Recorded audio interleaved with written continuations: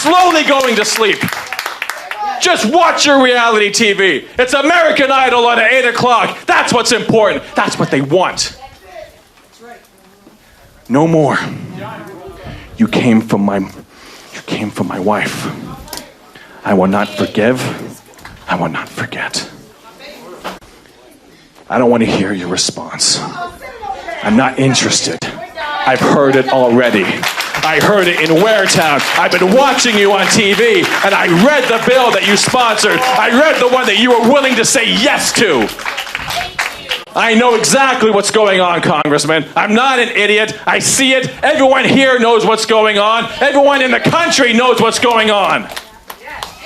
You owe it to everyone. Your fundamental principle is flawed. I don't have any choice with an insurance company. I have no value to an insurance company. I can't do anything to their CEO. I can't do anything to their employees. Nothing. I can argue till I'm blue in the face. But a single payer run by the government, oh yeah, it's got problems, but it's also got elections, and you're gonna find that out in 2018. You've been waiting. Your arm must be getting tired, so I'll go over here.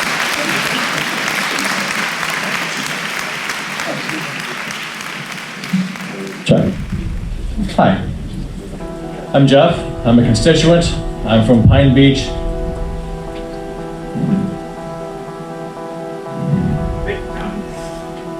In March, you told us that you practically broke your arm patting yourself on the back for not voting in January to just eliminate the AHCA. You told us that that was because you didn't think that healthcare could be solved in a couple of months. It's too complicated. It took you 3 weeks. 3 weeks to go from it's too complicated and it can't be done quickly to I've got a huge pile of excrement here that is a horrible mess of a bill that 17% of the population wanted, that the CBO said was going to kick 24 million people off of health insurance. 3 weeks, Congressman. 3 weeks, Tommy boy. That's all it took for you to go from I'm not going to do it that quickly to I've got a yes vote in my pocket and I'm going to use it. They took that vote off the bill because they knew that it wasn't going to pass. I thought, thank God, we're not going to have to do that. A couple of days, a couple more days, and then suddenly we got the MacArthur Award. Congratulations. You're in history now. You're in the national spotlight. That's one thing I want to talk about, the national spotlight. You keep talking about all the constituents that you have to adhere to. And over in this county, they believe one thing, and over in this county, they believe another thing. And you're trying to thread that needle. Well, you haven't threaded it at all. Everyone that is going to be losing from this, you have not addressed. You have not addressed it properly. You have not addressed it fully. You have ignored us. I have called your office incessantly, and I get people who don't know what's going on. I don't get any return phone calls. If I ever fax or email, I get a form letter that informs me about what I contacted you about and why you can't do anything about it because it's still in committee. You look forward to taking my opinions into consideration. You have not taken my opinions into consideration. Too complicated. It's not going to get done in months. 3 weeks. Don't understand. Oh, we haven't even begun. I'm not done with you yet. I got the mic, and I'm not going anywhere. Turn off the power. I got a very loud voice. This ain't over yet. My wife was diagnosed with cancer when she was 40 years old. She beat it every day. Every day. She lives with it. Thinks about it. Every pain, every new something going on somewhere, is it coming back? Is this cancer? Do I have it again? Is it going to kill me this time? Is it going to take me away from my children? Speaking of which, my children both have pre-existing conditions from birth. One cardiac, one thyroid.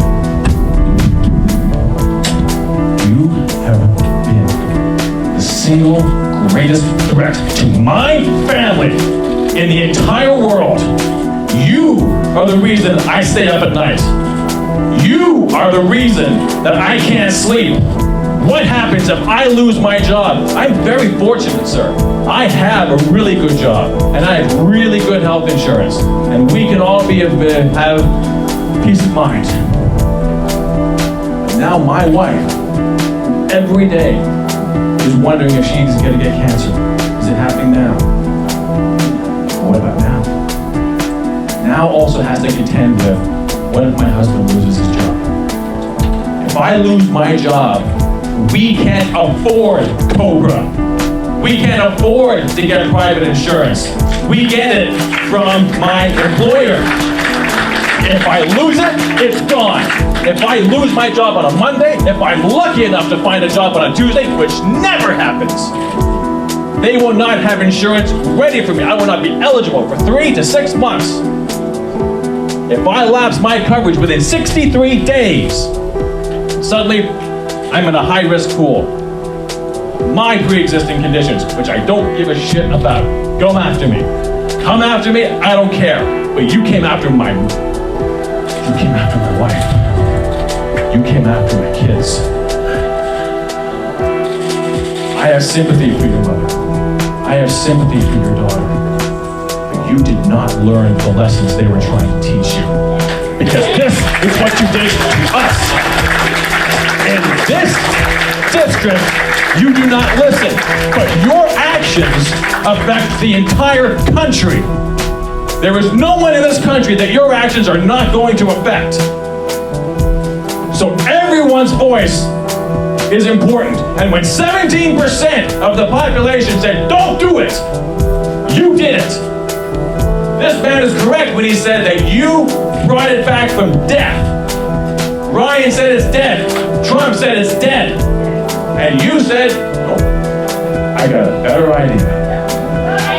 Last time in Waretown, you told us that you went to Congress to fix problems, that you didn't want to decorate a chair, that you didn't want to choose between being an obstructionist and I want to get something done. That was the keenness of your intellect, that you only had 2 choices in front of you. Don't be an obstructionist or make something better. Well, there was a horrible bill available to you from a horrible group of people who believe that we don't deserve health insurance. They have said it on TV, on camera, but then you're not paying attention. And that's your responsibility. They said it. They said that if we get sick, it's our fault. These are the people that are in your party, that you're working with. These are the people that came up with a plan that's going to kill millions of people. The CBO scored 24 million people off of health insurance, and they call that choice. Like we're choosing not to have health insurance if we can't afford it. That is insulting. That is detrimental to the mental health of us as a nation. But all of this totally misses the point. Healthcare is not good. You do not buy health insurance the same way you buy a car, the same way you buy a house. Those are already complicated things to do. You gotta know about cars, you gotta know about houses at least a little bit, but there are reasonable ways to be educated on those things and make reasonable choices. I work in healthcare, sir. It is complicated. The only one that doesn't believe that it's complicated is an orange-haired buffoon sitting in the White House. And you're working with him to take something that he doesn't understand, that he won't be responsible for, because he's going to be fine. You're working with him, you're working with Ryan, you're working with people that don't care about us. If you want to make something better, you could have made the AHCA better directly. You could have made sure that all the funding that you're saying that we need right now, just put it in there. Introduce the bill. Show me what you're made of. Show me that you know what's going on, that you can actually do something instead of siding with people that clearly, by the virtue of their own words, do not care. They want their money back. That's their version of compassion. You everybody heard me. You've been working with the Democrats.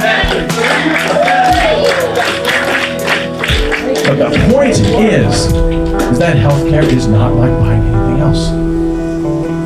You cannot expect people to be good consumers of healthcare. Another wonderful talking point. Thank God for the GOP for giving us that. We need to be better consumers of healthcare. You're supposed to be vetting doctors and vetting hospitals and knowing what an MRI costs and knowing what a CT scan costs. And if I need a cardiac catheterization, how much does that cost? And does it cost different if I have this doctor or this doctor? It's completely immoral. And this is the point, Congressman. This is the point. Because health insurance as a for-profit business is immoral. When I am driving and you insist that I pay before you will save me, that is immoral, sir. Completely. You have no legs to stand on. You want to make money off of me. If you're in insurance, you want money off of me. And the reason that it's not going to go to single payer is not because you don't believe it. It's because you know that the insurance companies have a powerful lobby and they would decimate you.